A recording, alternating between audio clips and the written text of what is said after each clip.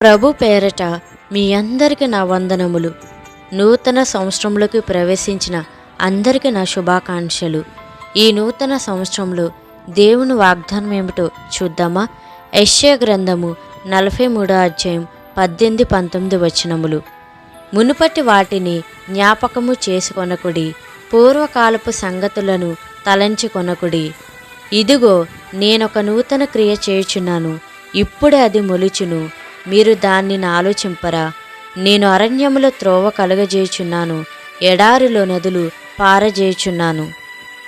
దేవుడు చెప్తున్నాడు కదా, మునుపటి వాటిని జ్ఞాపకం చేసుకొనకుడి, పూర్వకాలపు సంగతులను తలంచుకొనకుడని. ఒకవేళ నువ్వు పూర్వకాల సంగతులను గురించి ఆలోచిస్తున్నావా? గతంలో జరిగిన విషయాలను తలుచుకొని బాధపడుతున్నావా? నీకు జరిగిన అవమానాల గురించి దుఃఖపడుతున్నావా?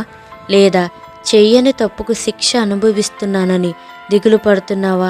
లేదా నిన్ను తప్పుగా అర్థం చేసుకున్నారని బాధపడుతున్నావా? లేదా నీ వివాహ విషయంలో కార్యం జరగట్లేదని దిగులు పడుతున్నావా? లేదా ఉద్యోగ ప్రయత్నాలు ఎన్ని చేసినా జాబు రావట్లేదని దిగులు పడుతున్నావా? 2024లో విజయాల కన్నా ఎక్కువ ఫెయిల్యూర్స్నే చూశానని దిగులు పడుతున్నావా? లేదా ప్రేమించిన వారు దూరమయ్యారని తలంచుకొని బాధపడుతున్నావా? నిన్ను నమ్మిన వారు నిన్ను మోసం చేశారని తలుచుకొని బాధపడుతున్నావా? ఆర్థికపరమైన విషయాల గురించి ఆలోచిస్తూ బాధపడుతున్నావా? లేదా కుటుంబ పరిస్థితులు సరిగ్గా ఉండడం లేదని, భర్త సరిగ్గా ఉండడం లేదని, లేదా తల్లిదండ్రులు సరిగ్గా ఉండడం లేదని, జీవితంలో ప్రేమను పొందలేకపోతున్నానని, నిరాశ నిస్పృహలు ఎదురవుతున్నాయని, నా జీవితం మారదని, నా బ్రతుకు ఇంతేనని, ఎందుకు పుట్టానని పదే పదే జరిగిన విషయాల గురించి తలంచుకొని బాధపడుతున్నావా? దేవుడు సెలవిస్తున్నాడు, వాటన్నిటిని నువ్వు జ్ఞాపకం చేసుకొనవద్దు, అది నీ గతం మాత్రమే.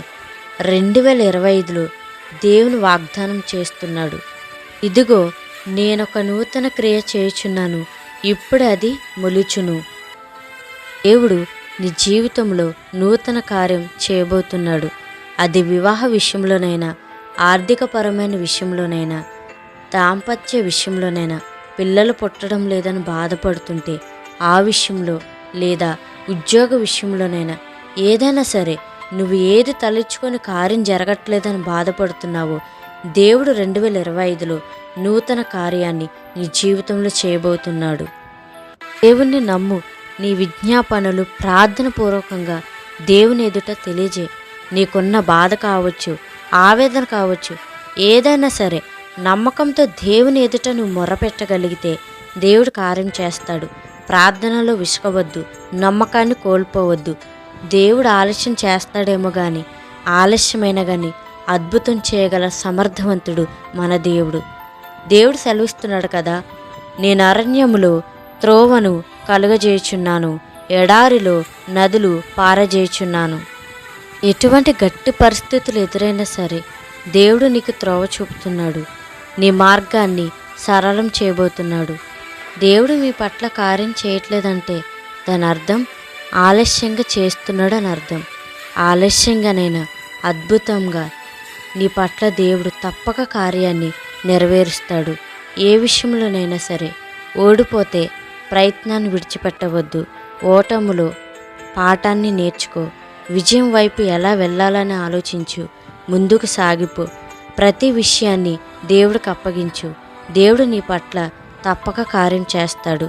ఈ వాగ్దానం మీ జీవితంలో నెరవేరాలని కోరుకుంటూ మరొక్కసారి మీ అందరికీ నూతన సంవత్సర శుభాకాంక్షలు.